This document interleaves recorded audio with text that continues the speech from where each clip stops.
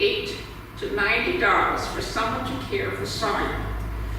But his expenses did not end there. In 1812, the town first voted to have a cage built to keep John Sawyer there.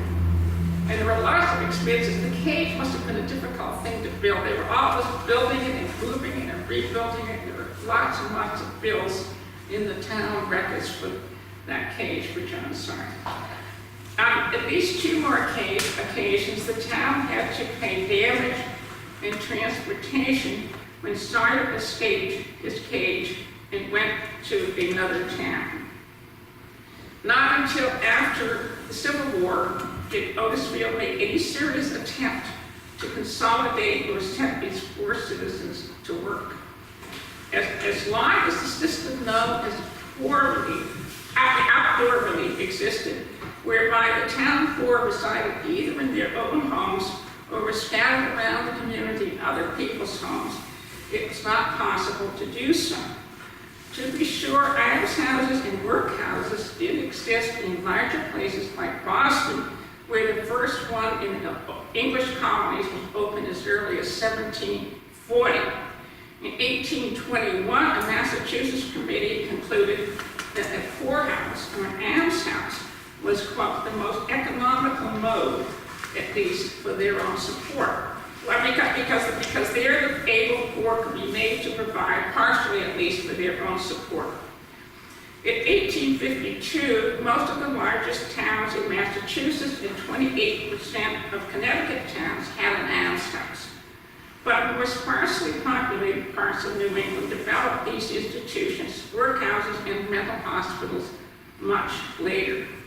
Until the Maine Insane Hospital opened in 1840, that was in Augusta. Maine's towns could not segregate their emotionally disturbed citizens from the rest of the town. They had no choice but to provide for these unfortunate people, as Otisfield did with John Sawyer. As far as I know, there were only 2 people kept in cages, and the second would not for so long. Otisfield even lagged behind some of its neighbors in consolidating its poor on the town farm, or what was always called the poor farm. The voters of Buckfield, who worried for years about what the voters called their excessive pauper taxes for years past, decided on a poor farm in 1837. Nearby towns of Norway and Paris followed suit in 1838. Oxford in 1842. Otisfield waited until 1865 to authorize the purchase of a poor farm. I've got a whole separate paper on the town farm. I'm not going to read that tonight, but I will say that that farm is on the Swampville Road. There were 2 successive farms on the Swampville Road. The building of the second is still there. Some of us have been to see the foundation of the first one, which is quite extensive. So Swampville Road, I'll explain what it is later. Before the town bought the farm, most of those requiring town aid were able to remain in their own homes. A method of poor relief that Josiah Quincy judged the most wasteful, the most expensive, and the most injurious to the morals and destructive of their industrious habits. It was a very puritanical street there. Otisfield selectmen and citizens used a number of creative strategies to assist families and individuals needing only limited help. They paid doctors' bills routinely. In order to keep William Gammon and his family in their own home, the taxpayers reimbursed one of his neighbors who provided Gammon with 12 bushels of potatoes and several days plowing and hauling wood. In 1831, the townspeople voted to purchase a cow to belong to the family of Joseph Noble. In 1842, they voted to abate Levi Scrivener's taxes as long as he supported his elderly parents. And as for Dorcas Wardwell, a single woman aged 71, Otisfield voters approved a supply of hardwood and authorized the town treasurer to furnish her with a few dollars when he thinks needful to get her a few necessaries for her comfort. Something kind of nice about that. resources, the wholly dependent poor, the strategy was different. In the first place, Otisfield, like all towns, vigilantly tried to prevent the indigent, particularly vagabonds, from drifting into town and adding to the town's financial burden. Towns frequently sued each other to determine where a pauper really belonged. I've got another paper on that. I'm not going to read that one either, but it's complicated. In 1826, Otisfield, for example, sued the town of Raven for $32 incurred by Jemima Noble, who, according to Otisfield, was an inhabitant of Raymond but was living in Otisfield in distress and in need of relief. The town's wholly dependent poor were never numerous. I've got this chart for someone who has seen this chart. It's a pretty small figure. The highest figure is 3%, 3.2%. That is, to my mind, pretty small. Anyway, and that was in the late, that was in the 1880s, 1890s. And it's much smaller in most of the 19th century. The town's wholly dependent poor were never numerous, and few seem to have been stragglers or vagabonds.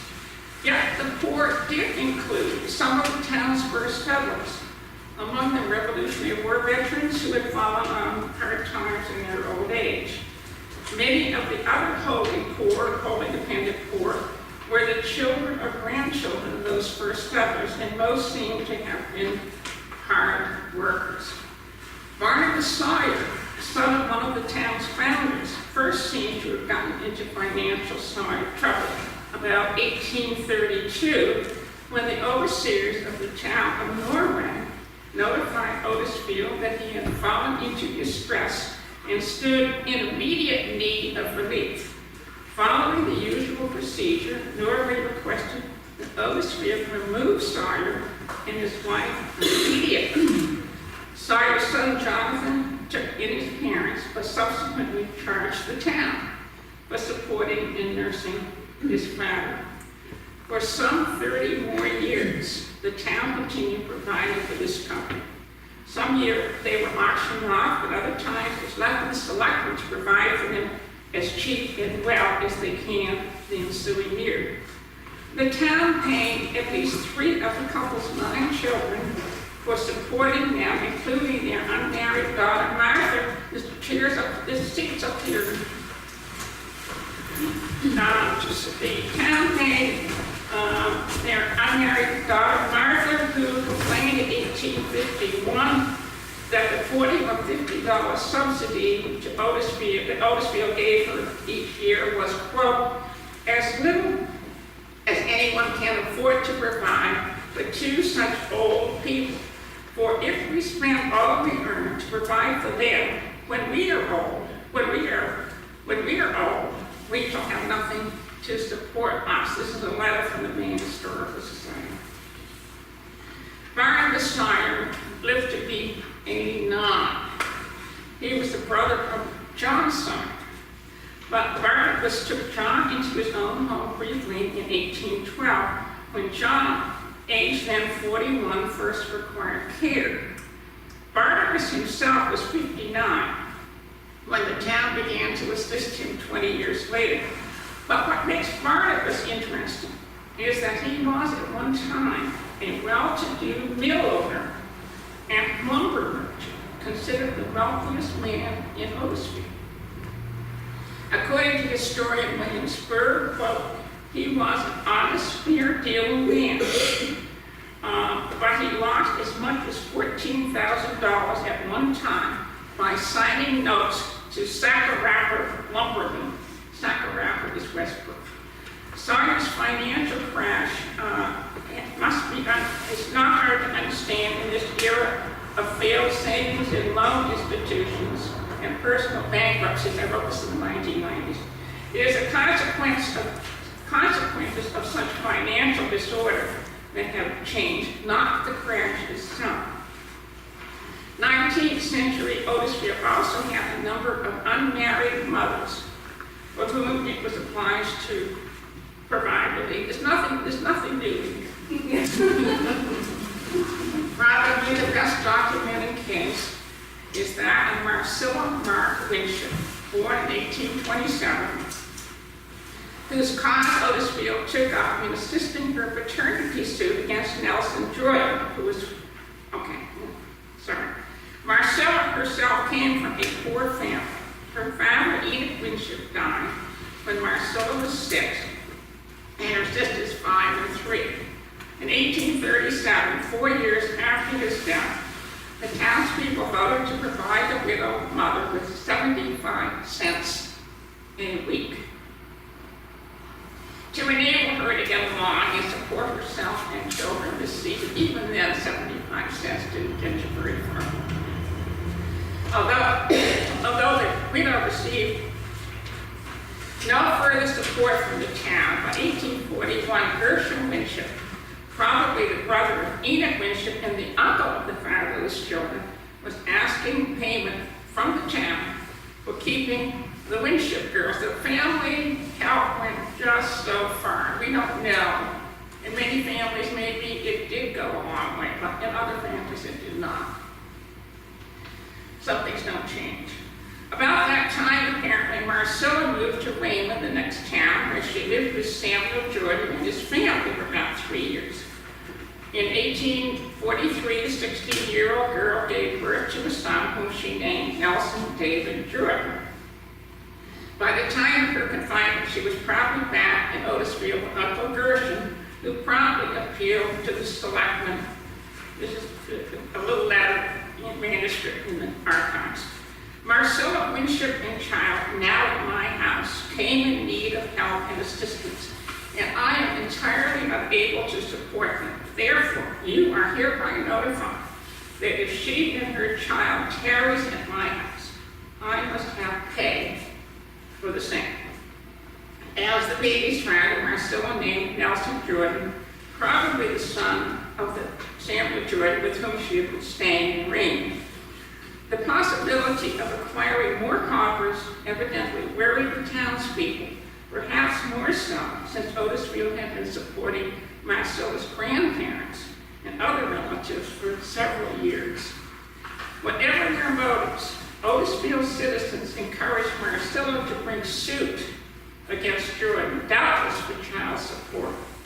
The first trial in June 1843 resulted in a hung jury, whereupon the townspeople voted to have David Andrews, quote, assist in the prosecution of Marcella Winship against Nelson Jordan and collect evidence from them.